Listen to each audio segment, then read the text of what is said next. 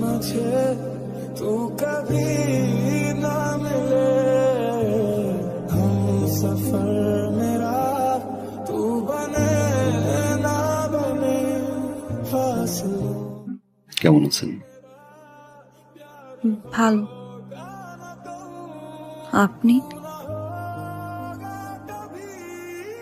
ভালো।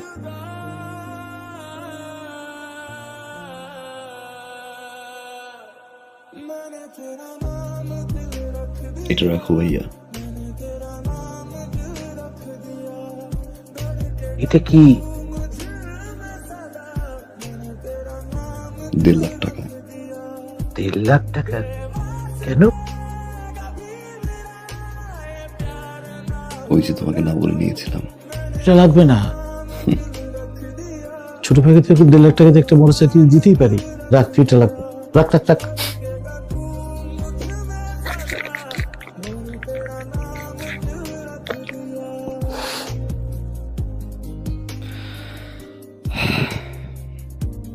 Thank you ভাইয়া।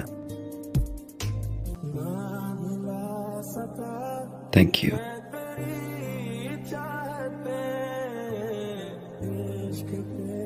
তোমার কাছে এটা 1.5 লাখ টাকা হতে পারে, আমার কাছে অনেক কিছু। তোমার এই 1.5 লাখ টাকা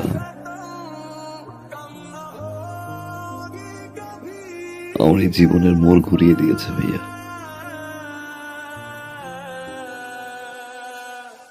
অনেক কিছু শিখেছি, অনেক কিছু দেখেছি, অনেক কিছু পেয়েছি ভাইয়া, আবার অনেক কিছু হারিয়েছি।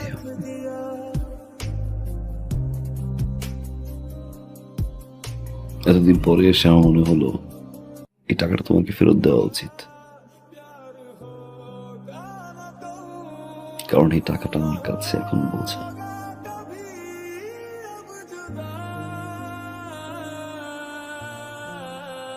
রাখো ভাইয়া, বাবা মায়ের জন্য দোয়া করবা। আসি ভাবে। বসবি না, কিছু খাবি?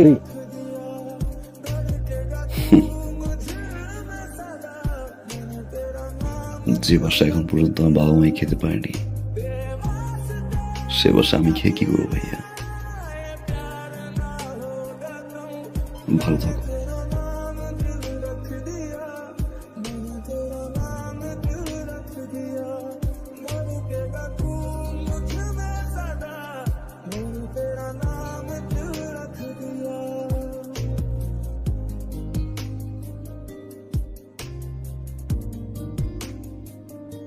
মা,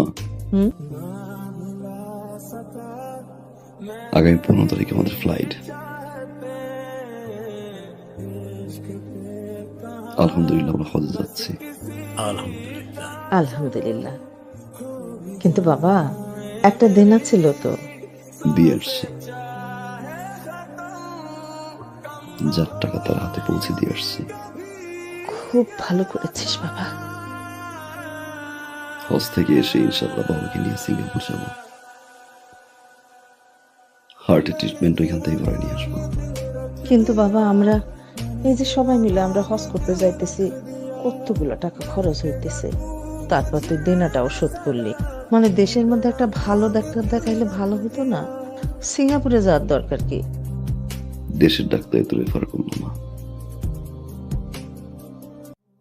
এত কিছু ভাবতে হবে না।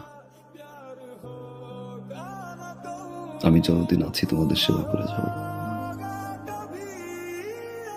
সারা জীবন তো চালাই গেছি, এবার একটু সেবা করার সুযোগ দাও।